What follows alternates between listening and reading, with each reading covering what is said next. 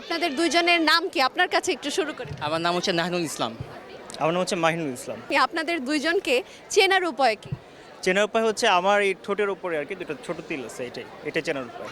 আচ্ছা, আপনাকে মানে আপনাদের দুজনকে চেনার ক্ষেত্রে বাবা মায়ের কনফিউশনটা কিরকম?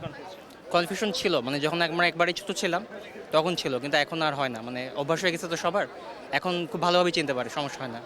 আচ্ছা, এখন তো দুইজন, আপনি যেটা বলছিলেন ভাইয়া, আপনার তিলটি দাড়িতে ঢেকে গেছে, এখন তো দুইজনের একই রকম সেম চেহারা, এখন বোঝার ক্ষেত্রে বন্ধু মহলে কি অবস্থা? চশমা আছে, চশমা পরে বুঝতে পারে যে এটা মাহিন। চশমা যে আমি পরি না। টোন একটু ডিফারেন্স থাকে তো ওইভাবে চেনা যায় আর কি। আচ্ছা, বিষয়টি যদি এরকম হয় যে আপনারা কাউকে একটু অবাক করতে চাইছেন, কনফিউজ করতে চাইছেন, আপনারা এরকম কিছু করেন? করা হয় না কখনো, আমাদেরকে দেখলে অবাক হয়ে যায়, এটুকুই।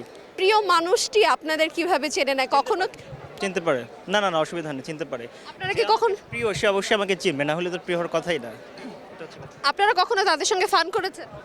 না, এরকম করা হয় না কখনো। চিন্তা ভাবনা আছে এরকম করব? না এরকম চিন্তা ভাবনা নেই। আপনাদেরকে অসংখ্য ধন্যবাদ। ধন্যবাদ। কেমন লাগছে মেলায় ঘুরে? আমার অনেক ভালো লাগে। তোমার নামটা একটু বলো, কোন স্কুলে পড়ো, কোন ক্লাসে পড়ো, আমরা একটু শুনি। আমার নাম রাইফা বিনতে আজম, আমি আইডিয়াল স্কুল অ্যান্ড কলেজে পড়ি, ক্লাস 4। আমাদের একটা কবিতা শুনিয়ে দাও তো। স্বাধীনতার সুখ লিখেছেন রজনীকান্ত সেন। বাবুই পাখিরে ডাকি বলিছি চড়াই, কুড়ে ঘরে থাকি করো শিল্পের বড়াই। আমি থাকি মহাসুখে অট্টালিকা পরে, তুমি কত কষ্ট পাও রোদ বৃষ্টির ঝড়ে। বাবুই হাসিয়া কহে সন্দেহ কি তাই, কষ্ট পাই তবু থাকি নিজেরও বাসায়। পাকা হোক তবু ভাই পরেরও বাসা, নিজ হাতে গড়া মোর কাঁচা ঘর খাসা। তুমি একটা ছড়া শোনাও তো আমাদেরকে। আতা গাছে তোতা পাখি, ডালিম গাছে মৌ, এত ডাকি কবু কথা কও না কেন বউ। তুমি পারো?